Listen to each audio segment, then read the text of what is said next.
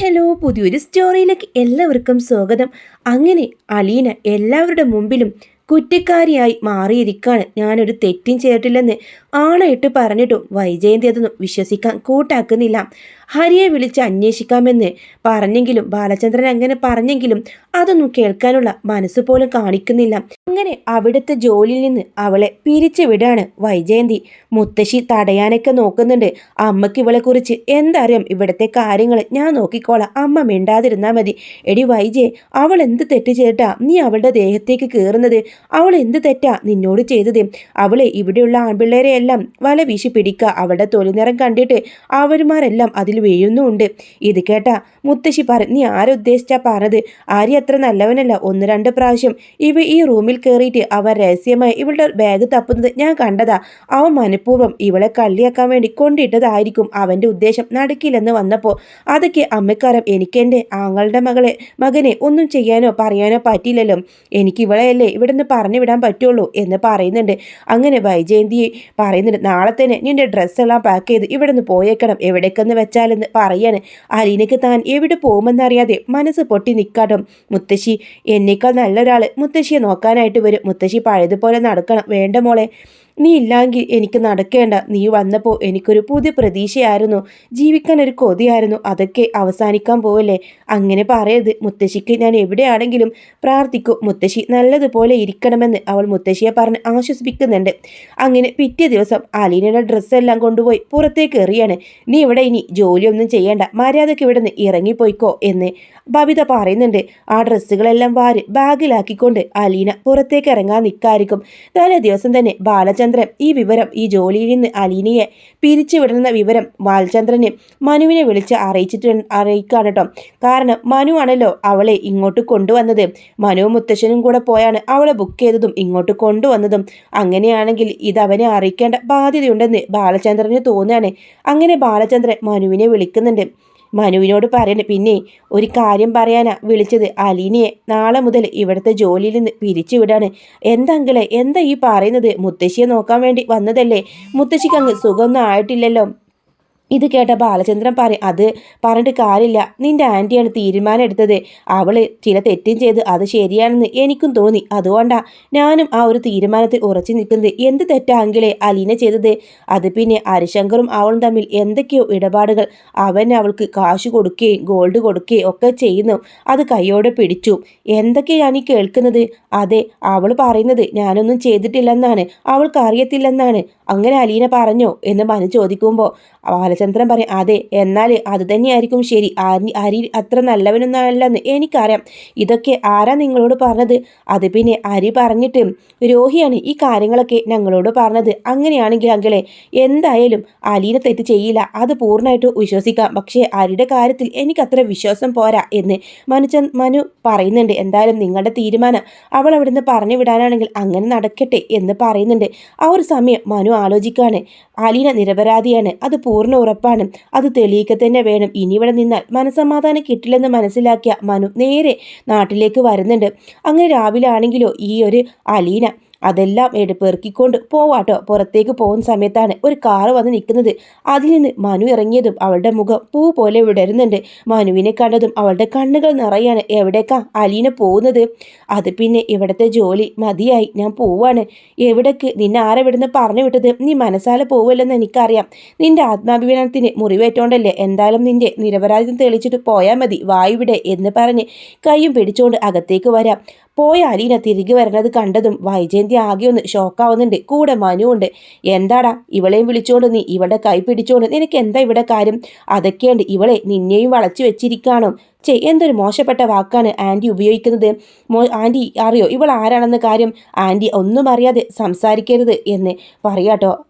മനു ഇങ്ങനെ കൈ ചൂണ്ടി പറഞ്ഞത് കേൾക്കുമ്പോൾ അലീന മനുവിന് എന്തൊക്കെയോ അറിയാമെന്ന് തോന്നിപ്പോകുന്നുണ്ട്. അതിനുശേഷം മനു എല്ലാവരും വിളിക്കാണ്. പിന്നെ എവിടെ എല്ലാവരുടെ രോഹിത് എവിടെ എന്ന് ചോദിക്കുക എല്ലാവരും ആളിലേക്ക് വരുന്നുണ്ട്. എന്നാൽ കേട്ടോ, ഇവൾ ഒരു തെറ്റും ചെയ്തിട്ടില്ല.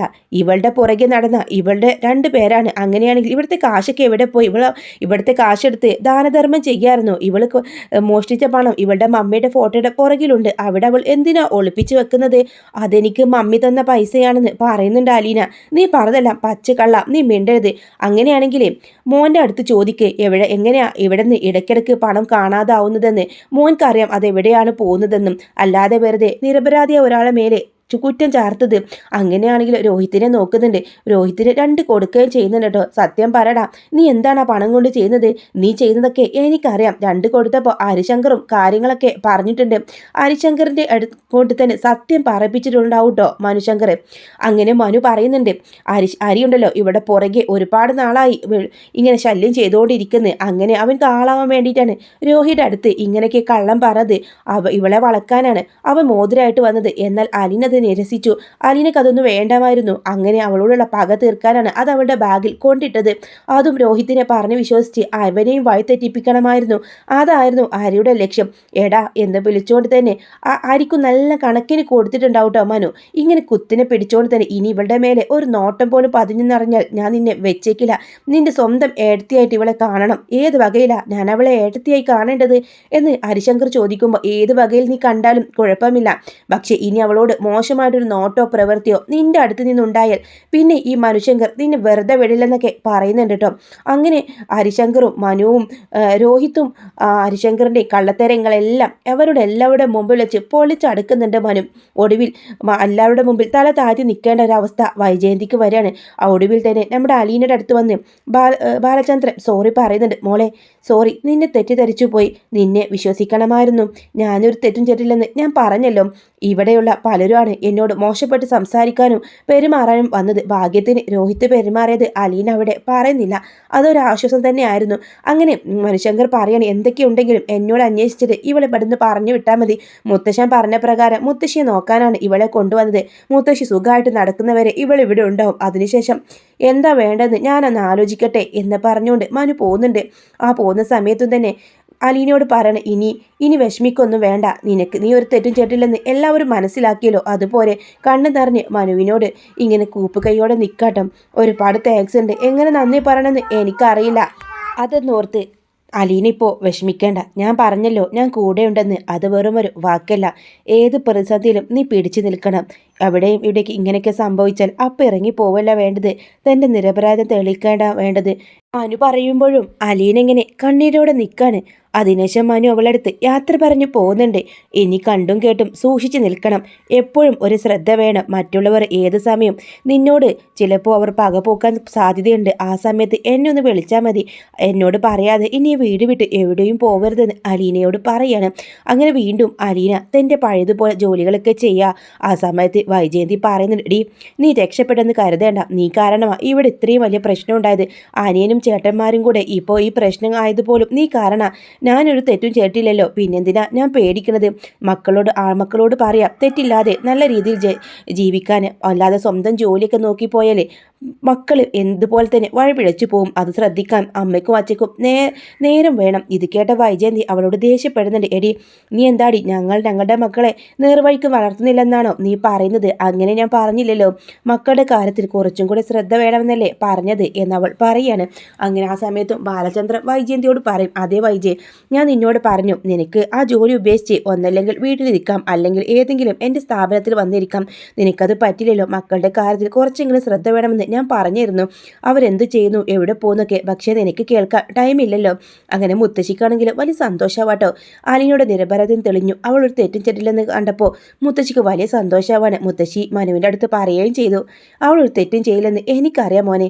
എല്ലാവരും കൂടെ അതിൻ്റെ മെക്കെട്ടി കയറാ. പിന്നെ എന്ത് ചെയ്യാനാ? ഹരിശങ്കർ ഉണ്ടല്ലോ ഇവിടെ പലതവണ വന്നിരുന്നു. അതൊക്കെ എന്നോട് അലീന പറഞ്ഞിട്ടുണ്ട്. അവളെല്ലാം മറച്ചു വെച്ചിട്ടൊന്നുമില്ല.